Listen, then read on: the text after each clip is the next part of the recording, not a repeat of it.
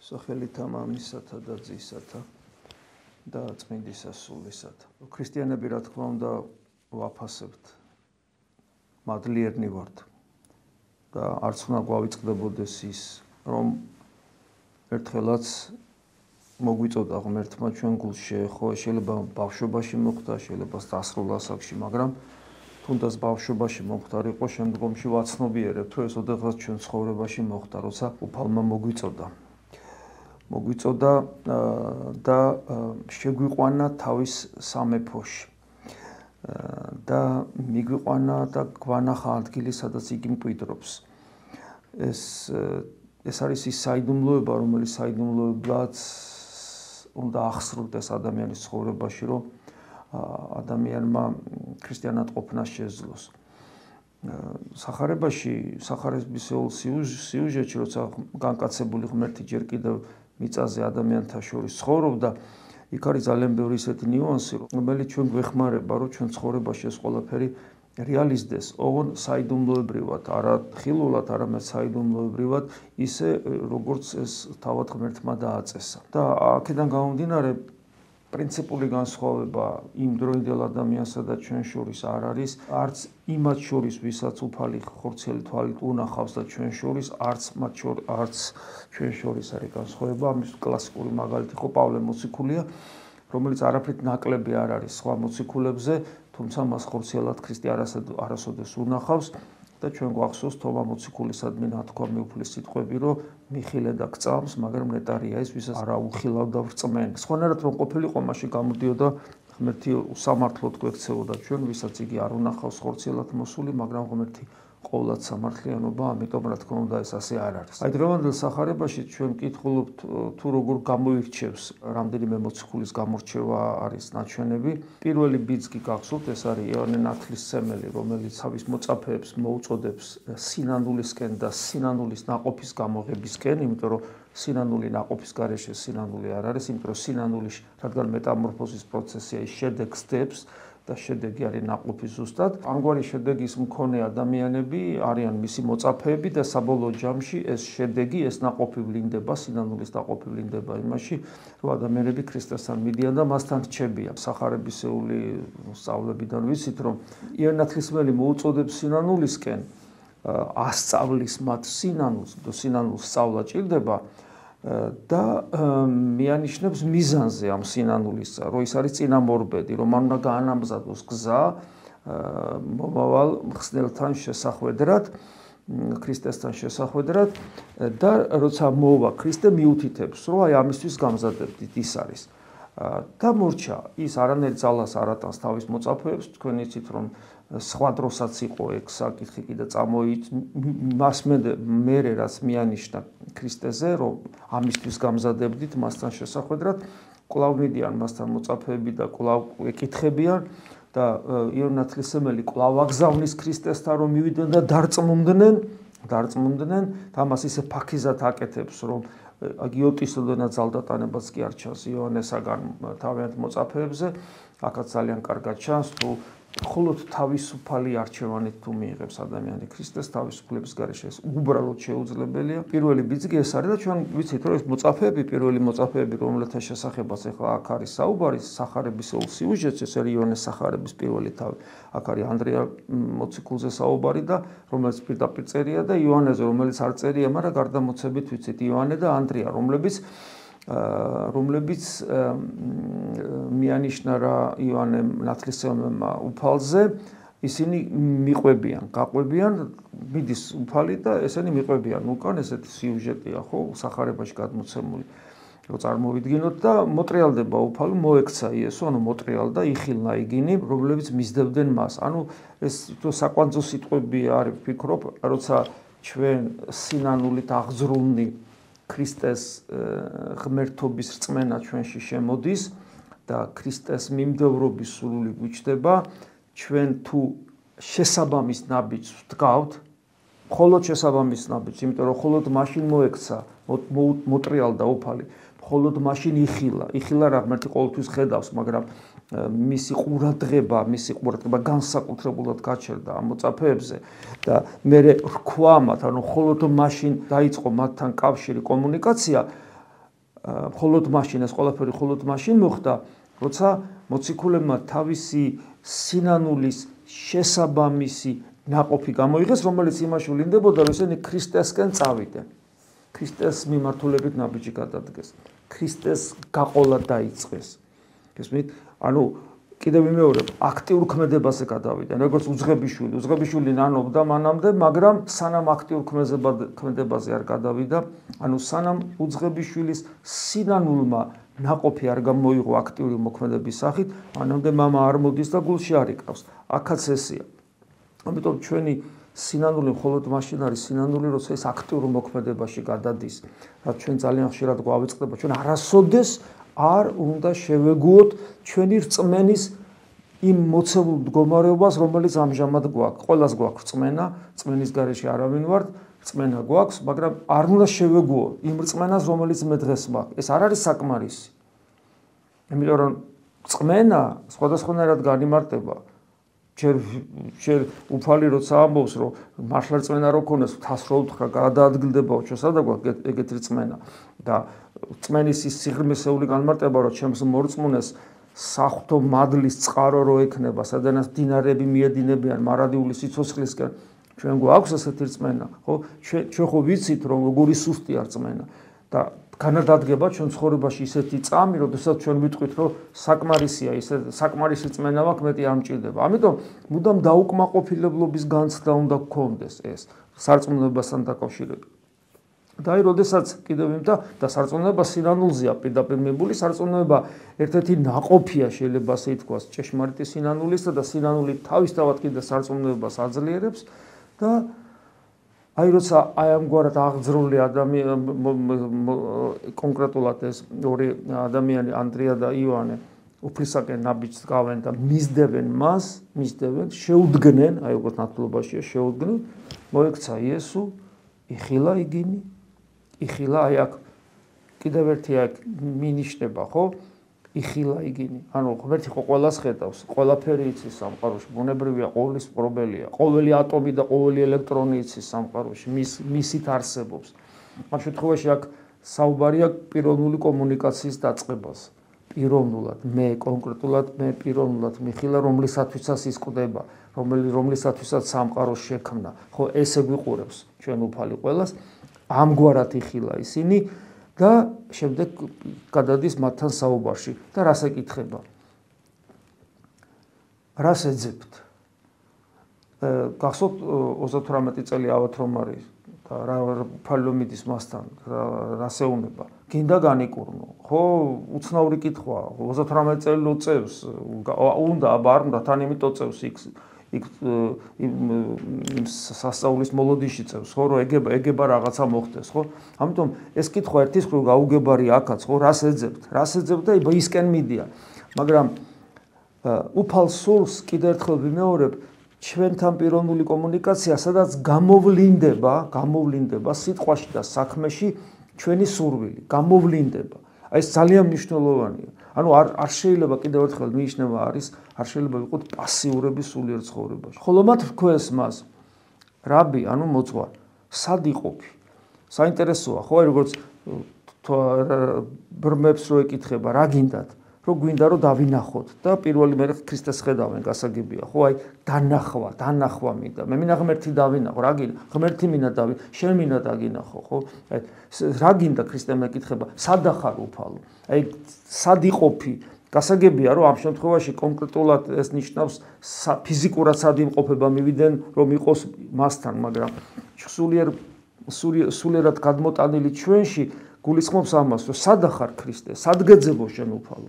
და ჩვენ ვიცით ეს ეკლესიის განსაცვიფრებელი სწავლება, ხო, რომელიც სახარებიდან ამოსდილია და თავის სულიერი ცხოვრების პრაქტიკით მოგვიტანა, გონებისმიერი ლოცვით, ისიქასტური პრაქტიკით, რომ ჩვენს გულშია საზიებელი უფალი. და აი სად ახარ, სად იყოფი, სად გინდა, ჩვენ შენთან გვინდა ვიყო და სად იმყოფები, სად გნახოთ? თქვამათ იესო, მოვედით და იხილეთ. კვლავ აქტიურობისაკენ მოწოდება. კი, სახარებაში მე მიწერია, რომ შიგნით მაქვს საძიებელი უფალი, მაგრამ მე უნდა ამ ცოდნას პრაქტიკული გამოყენება ჭირდება. საჭიროა მე ამოძრავდე კვლავ და კვლავ. მოვედით და იხილეთ, ანუ მე უნდა მე უნდა გადავდგა ნაბიჯი და მე უნდა ვიხილო. მივიდეს და იხილეს და დიახაც გადადგეს ნაბიჯი. მივიდეს და იხილეს, სადა იყოფოდა და არა მარტო მივიდნენ და არა მარტო იხილეს, არამედ მისთანაც დაადგრეს მას დღესაშინ, ანუ მასთან დაიწყეს ყოფნა, მასთან მივიდნენ და მასთან იყვნენ. ისინი ამით არ კმაყოფილდებიან, აქ უკვე ერთგვარი თქვა სწავლება მინიშნება ეკლესიის მნიშვნელობას, რომელსაც ქრისტე დაარსებს, მე დავაარსებ ჩემ ეკლესიას, რომელსაც ჩემი ჯოჯოხეთისანი ვერ მოერევია, მაგრამ ეკლესიის არსებობისთვის, რომელიც ქრისტეს დაარსებულია, საჭიროა ადამიანური ღვაწლის, ანუ ჩვენ თანამშრომლობთ ქრისტესთან, რომ მის მიერ დაარსებული ეკლესია გამტკიცდეს, გაძლიერდეს და გამრავლდეს. ჩვენ თანამშრომლობისთვის გვეძახის, როგორც მეგობრებს, როგორც მოწაფეს. მოწაფე რას ნიშნავს? მოწაფე ნიშნავს მასწავლებლის საქმის გამგზელებას. მეგობარიც ამას ნიშნავს, რომ მეგობრის საქმეს აგზელებს და აკეთებს. შვილიც ამას ნიშნავს, რომელიც მამის საქმეს აკეთებს. ანუ ჩვენ ეს ვალდებულება გვაქვს.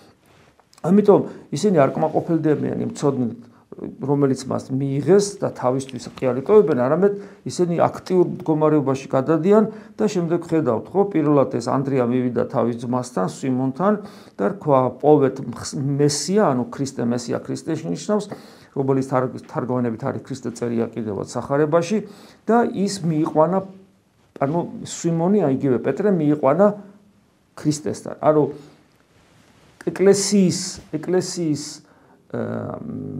გამრავლება რას ნიშნავს? ეკლესიის გამრავლება ნიშნავს, რომ თითოეული ადამიანი ქრისტესთან მივიყვანოთ. არა უბრალოდ რაღაცა რელიგიური ცხოვრებისათვის შევკრიბოთ ადამიანები. არა რელიგიური ცხოვრება, არამედ ქრისტესთან მივიყვანოთ. კი ბატონო, დავარქვათ, ქრისტესთან მიყვანასაც რელიგიური ცხოვრება, ვისაც სურს ესე. მაგრამ სამწუხაროდ შეიძლება ადამიანმა დაიწყოს ეკლესიის სიახში რელიგიური ცხოვრება ისე, რომ ქრისტესთან არ მივიდეს. ჩვენ ხო ვიცით, რომ ასეთი რამე შესაძლებელია სამწუხაროდ. პოვა ფილიპე ნათანაელ, მე ფილიპეს პოვლობს, გახსოვთ ხო უფალი? და მე ფილიპე ნათანაელს და ნათანაელთანაც ძალიან საინტერესოა. ჯერ როგორ ეუნება ფილიპე ნათანაელს, მეგობრები არიან. მის ცოდნას იყენებს, მის რელიგიურ ცოდნას იყენებს, როგორც დაწერა მოსეს ჯულსა და წინასწარმეტყველთა, რომელიც დასწერა, იგი ვიპოვეთ იესო და გახსოვთ როგორი ის აქვს განწყობა ნათანაელს, რომ ნაზარეთიდან რა შეიძლება იყოს, მაგრამ მისი მაძიებელი ბუნება მაინც ეხმარება ამას და როცა ფილიპე უნება მოდი და ნახე, აქაც მოდი და ნახე, მივიდა და ნახა. და გახსოვს ეს საოცარი შეხვედრა ქრისტესი ნათანაელთან, უფალი როგორ ეუბნება, როგორ ჩანს, რომ უკვე მას ცნობს, როგორც კი დაინახა ამბობს ხმამაღლა, რომ გაიგონოს ნათანაელმა, მას ეს არის ჭეშმარიტი ისრაელელი, მასთან მზაკრობა არ არის და ეს ჩვენთვის კიდევ ერთი ძალიან მნიშვნელოვანია იმისათვის, რომ ქრისტეს მოწაფე გავხდეთ, ჩვენში ორგულობა არ უნდა არსებობდეს. გულწრფელი უნდა ვიყოთ ქრისტესთან. მართლა უნდა გვინდოდეს ქრისტეს ყოფნა. გული გაორებული არ უნდა იყოს. ეს ძალიან მნიშვნელოვანი. არ შეიძლება რომ თან ქრისტესი იყო და თან ამასოფლისულის იყო. არ შეიძლება, უნდა ქრისტესი იყო ბოლომდე. და ეს არის სწორედ ის, რომ ჩვენში თავიდანვე არ იარსებებს ეს ფარისეულური სული, ორგულება, კიდევ ორგულება ფარისეულური სულია, ორგულება იგივე მზაკრობა, ხო ადამიანები მზაკრობს. ხო და ეს კლასიკური მაგალითი ამის არის იუდა. იუდა სხვა მოწაფეებიც ვერ იგებენ ქრისტეს შესახებ, ვერაფერს. გახსოვთ. მაგრამ იუდაც ვერ იგებს, მაგრამ მარტო ვერ გაგებაში არ არის. სხვა მოწაფეები ვერ იგებენ, მაგრამ ქრისტესადმი სიყვარული ყველაფერს ფარავს ამ გაუგებრობასაც. იუდა ვერ იგებს, მაგრამ სიყვარულის დეფიციტი აქვს, ამიტომ ეს მისი გაუგებრობა ბოლოს ღალატამდე დავიდა. ამიტომ ჩვენში არ უნდა იყოს და რატო ვერ იგებს და რატო არ უყვარს? იმიტომ რომ მას თავისი სულიერი ცხოვრებისადმი, თავისი პიროვნებისადმი, თავისი განსაკუთრებული ხედვა აქვს, რომელიც ვერაფერ თანხმობაში ვერ მოვა ქრისტეს მიერ დაარსებულ სამეფოსთან. ანუ რა ხედვა აქვს იუდას? იუდა ანგარებით არის და მას არ შეუძლია უანგაროს სიყვარული ქრისტეს. ქრისტესთან ყოფნაც იმიტომ უნდა მას, რომ თავისთვის რაღაც სარგებელი ნახოს. აი ეს არის. ამ ქვეყნიური სარგებელზეა საუბარი და არა მარადილზე. და გახსოვთ ხო გაოცებული ნათანაელი, საიდან მიცნობ მე? და აი ეს ძალიან მნიშვნელოვანია ჩვენთვისაც, რომ უფალი რამდენად გვიცნობს ჩვენ. თუ ჩვენ ვფიქრობთ, რომ უფალმა შეიძლება რამე არ იცოდეს ჩვენ შესახებ, სისულელია, ხო? თავისთავად ცხადია, მისი ქმნილებანი ვართ. მაგრამ როგორ შეიძლება ეს კითხვა ჩემს თავს მივაყუთნო? საიდან მიცნობ შენმე უფალო და როგორ მიცნობ შენმე? და აქ არის ძალიან საინტერესო პასუხი გახსოვთ, ხო? ნათანაელს ასეუნება მიუგო იესო და რქვა მას პირველ ფილიპეს ხმობამდე შენ და სანამ ფილიპეს ვიხმობდი იყავი რა ლეხვსა ქვეშე გიხილე შენ. აი ეს მცნობელობა აქ ამ შემთხვევაში, რომელიც ჩემზე უნდა გადმოვიტანო, აი მცნობელობა მდგომარეობს არა იმაში, რომ ზოგადად ნათანაელი იცის ვინ არის, ნათანაელი როგორც ქმნილება მისი ადამიანი, არამედ ნათანაელთან კიდევ ვიმეორებ ამ სიტყვას, ნათანაელთან დაწყებულია პიროვნული კავშირი. როცა ის ლეღვის ქვეშ იჯდა და ღმერთზე ფიქრობდა ან ლოცულობდა, მისი გული ღმერთს შეხვდა. ღმერთთან პიროვნული, საკრალური, საიდუმლო შეხვედრა არის მომხდარი ნათანაელსა და ღმერთს შორის. ეს ხოლო რა თქმა უნდა ნათანაელმა და ღმერთმა იცის და არავინ და ეს შეხვედრა რომ არის მომხდარი და შესაბამისად პიროვნული კავშირი და პიროვნული ურთიერთობა დაწყებული, აი აქედან გამომდინარე ამას უწოდებს ზუსტად ცნობას. რომ აი ამიტომ იცნობს ქრისტე ნათანაელს. ამიტომ იცნობს და რო ეთქვი რომ გიხილეო და იცის რომ ღმერთმა იხილა და ღმერთმა იცის ნათანაელი და ამ დროს ქრისტეუნება რომ მე გიხილე, ესე იგი რა გამოდის ის რომ ესე იგი მის წინაშე დგას ის ვინც დგას და აღიარებს კიდევაც შენ ხარ ძე ღვთისა, შენ ხარ მეუფე ისრაელისა. აი ეს ყველაფერი ჩვენში ცოცხლდება ეკლესიის მიერ.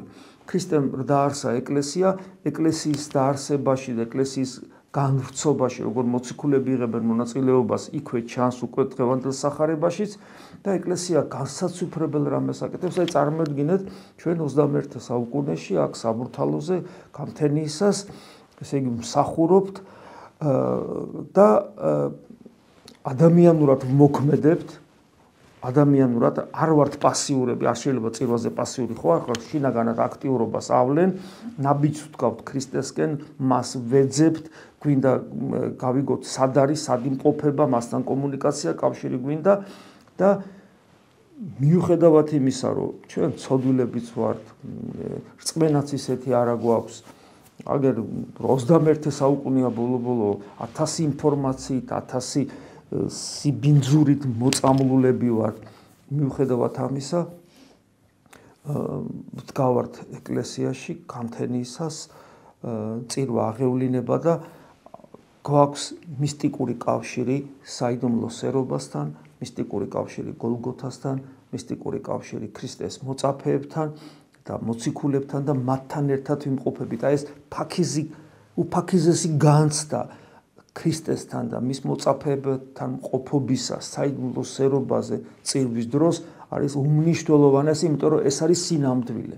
მეცაც ვიტყვით, ეს არის ის სინამდვილე, რომლის ფასიც არ არის მთელი სამყარო. არათუ ჩვენი ცხოვრება მიწიერი, მთელი სამყაროს არსებობა დაწყებული ადამისა და ევას მიწიერი ცხოვრებიდან ბოლო ადამიანამდე დამთავრებული თავისი ისტორიით, თავისი კულტურით, თავისი მეცნიერებით, თავისი ტექნიკური პროგრესით, თავისი ცივილიზაციით არაფერი არ არის იმის ფასი, ერთი ჩატარებული წირვა, სადაც ეს თუნდაც ოდნავ ფაქიზად თითქოს და უმნიშვნელოდ, მაგრამ ეს კავშირი არსებობს ადამიანსა და ნებისმიერი ეპოქის ადამიანსა და ადამიანად მოსულ ღმერთს შორის, რომელიც თავის მოწაფეებთან ზის და საიდუმლო სერობაზე თავის თავს აძლევს.